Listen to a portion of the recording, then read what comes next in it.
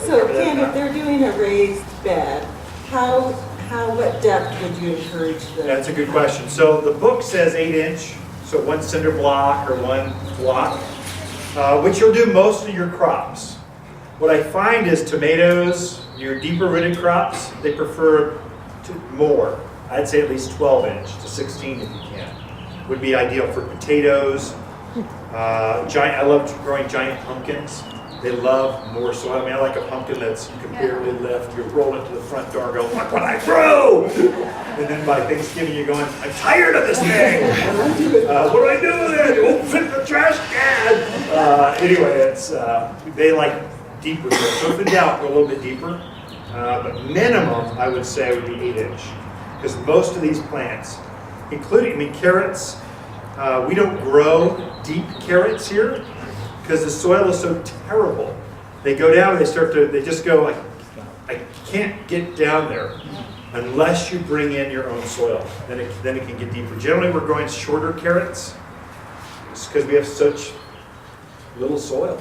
Some of you have no soil, literally zero. You've got dead soil. The topsoil that was on your property, they brought the backhoe in day one, scraped it all off, put it to the side, and then built your house, your driveway, your patios, and your footers and stuff. So some of you have no viability in your soil, not one worm. You won't see one when you dig.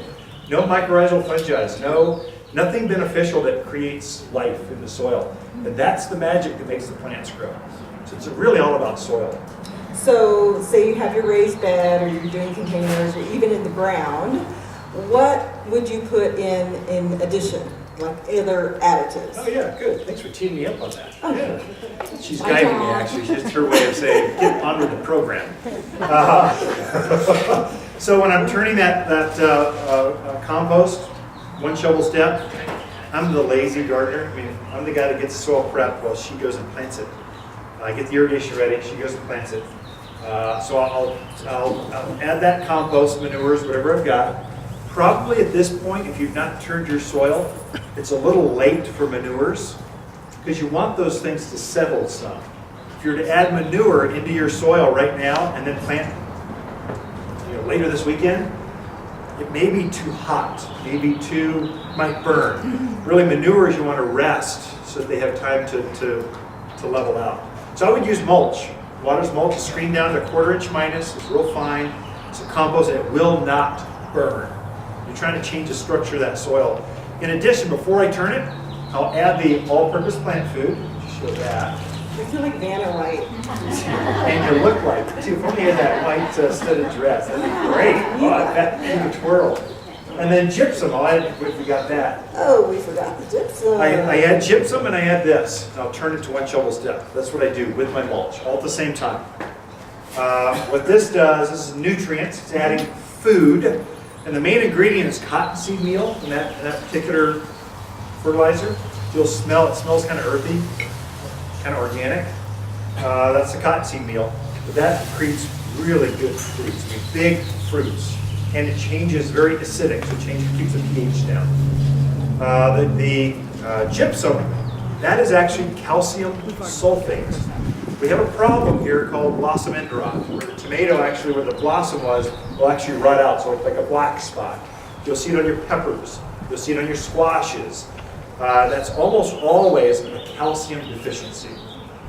Well, if you know that, you know it's going to come and it's a problem. I put gypsum where those crops are going to be, where the tomatoes, peppers, eggplants have had problems with that. I'll put some gypsum in that area so it's the least expensive form of calcium there is. And I'll blend that down. Even when I plant a new tomato, like this, what is this? This is a celebrity tomato. I'll plant this, I'll sprinkle some gypsum at the bottom of that hole so the roots grow through that gypsum and picks up the calcium. It really cuts down on my blossom end rot. And it creates I think it's a better tasting fruit. Really, part of our problem is our water is extremely alkaline. So what you'll find is as you water, especially when we get closer to June where you're watering every day, the plants, some of the plants will start to turn yellow on you. The leaves on the inside will get kind of a yellow tinge. That's always pH has crept too high. So your soil is starting to take on the pH of your water. So you got to always try to counteract that. That's the beauty of the all-purpose plant food. The cottonseed meal makes it more acidic. So your potting soil, the peat moss, makes it more acidic. So we have this bag of Yeah, that's good. humic acid. Perfect. Would that be something Yeah. to mix in as well? Yeah, absolutely. And Especially use this in seedlings. containers too?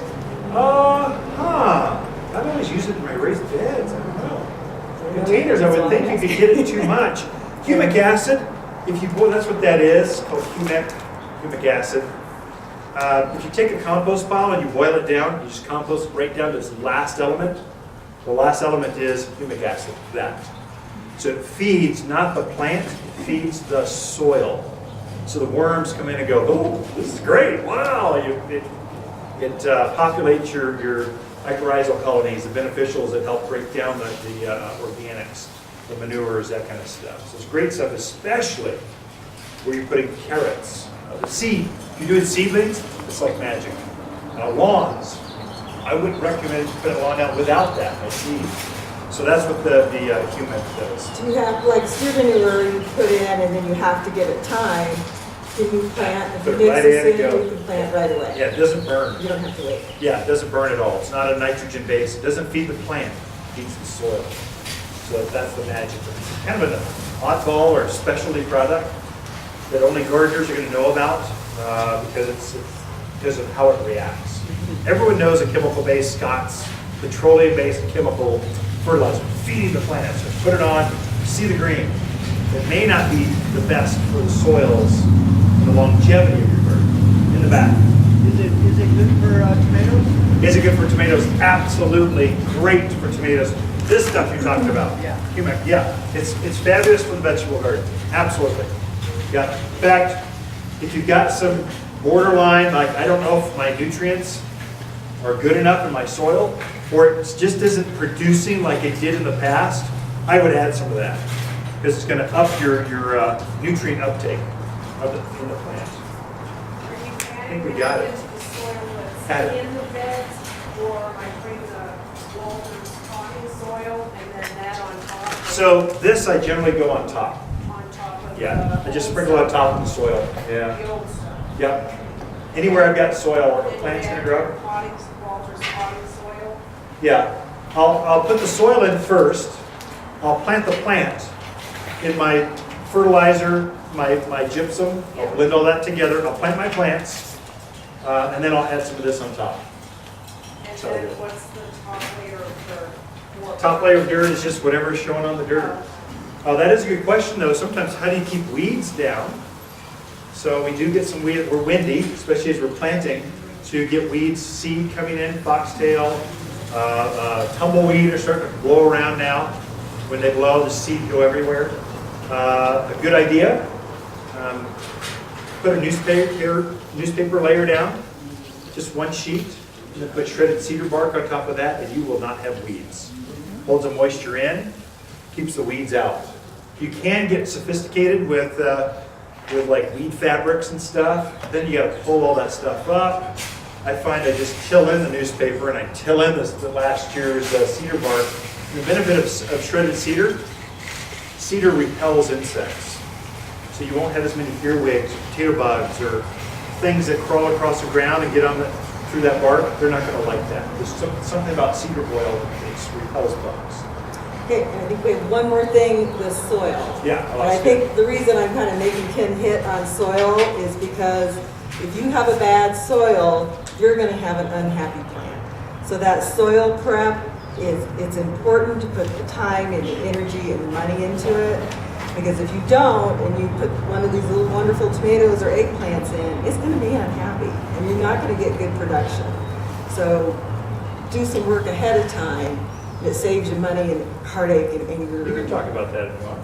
You're so good at it. Yeah. You explain it well. I brought I'm like, this. "Ugh." I brought this mainly because I know there's a lot of raised beds, a lot of containers. There's just a lot of those here. For us, in our raised bed, we just put 2 new huge pots on either side of the driveway. I mean, they're impressive. They're oxblood red, huge shrubs in it, not necessarily veggies there yet. Could be. There's a couple holes, but basically, I filled those up as far as I could with Waters potting soil. Planted all the plants in that. But that top layer of that pot, these are pots that are as big as they're resort size. I mean, they don't get dwarfed by the garage door. They make a statement. I knew they were going to be hot. It's a south-facing wall.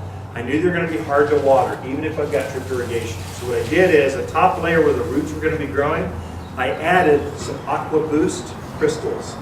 This is a product we make here in the store. They're polymer crystals. So they swell up and hold like 200 times their weight in water, if you know what polymers are. It's an ag product. Sometimes at the fair, they'll make neckerchiefs that kind of soak and they swell up and they hold water. That's what this is, okay? So they hold water, and then we infuse the crystals with mycorrhizal fungi. These are beneficial. It's the good guys, not the bad guys. It's hard to explain mycorrhizals, but they actually they tickle the feet of plants, so they want to root deeper. So mainly it takes the water pressure off. You'll cut your water bill by half. You'll use half the amount of water. And some of you're not gardeners, you're waterers. Your hobby is the hose. You love sitting there out there with your coffee and going, that's therapy for you. I love it. I'm there with you sometimes. You will kill plants if you use this with that kind of water. You have to actively cut back on the water. Well, for raised beds and containers, if you travel a lot, this is the best stuff ever. So it really is noticeable how much longer you can go in between water cycles before you got to re-water it.